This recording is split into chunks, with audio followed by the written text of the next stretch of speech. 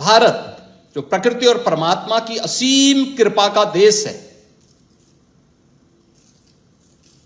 जब 1947 में यह देश स्वतंत्र होता है तो दुनिया की अर्थव्यवस्था में जिसका कभी हिस्सेदारी 40% हुआ करती थी, 2% तक सीमित रह गया था, मात्र 2%।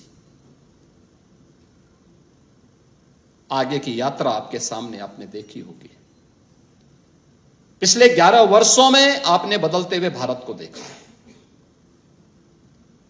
आज ये भारत 2014 में जो दुनिया की 11वीं अर्थव्यवस्था तक सीमित रह गया था, आज दुनिया की 4थी अर्थव्यवस्था है और इस वित्तीय वर्ष के अंत में भारत दुनिया की 3री बड़ी अर्थव्यवस्था के रूप में अपने आप को प्रस्तुत करेगा। पर कैपिटा इनकम बढ़ी है। दुनिया के अंदर सबसे अधिक आर्थिक विकास के साथ भारत बढ़ रहा है। जब भारत आगे बढ़ रहा है तो भारत की सबसे बड़ी आबादी का राज्य आंखें मूंद करके चुपचाप नहीं बैठ सकता।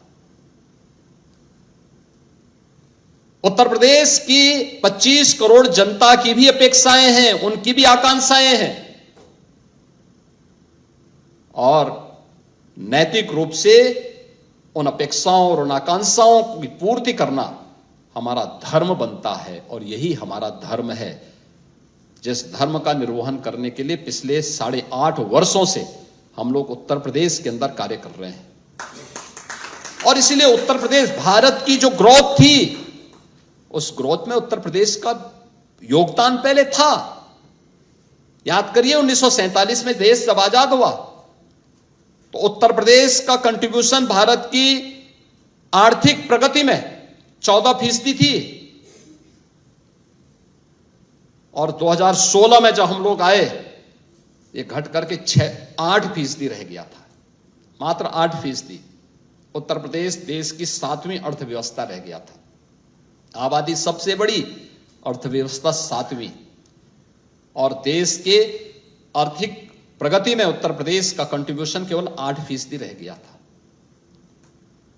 इन 8-8.5 वर्षों के अंदर प्रत्येक क्षेत्र में जो प्रयास किए गए, हर एक क्षेत्र में जो प्रगति हुई है, वो आप सबके सामने है।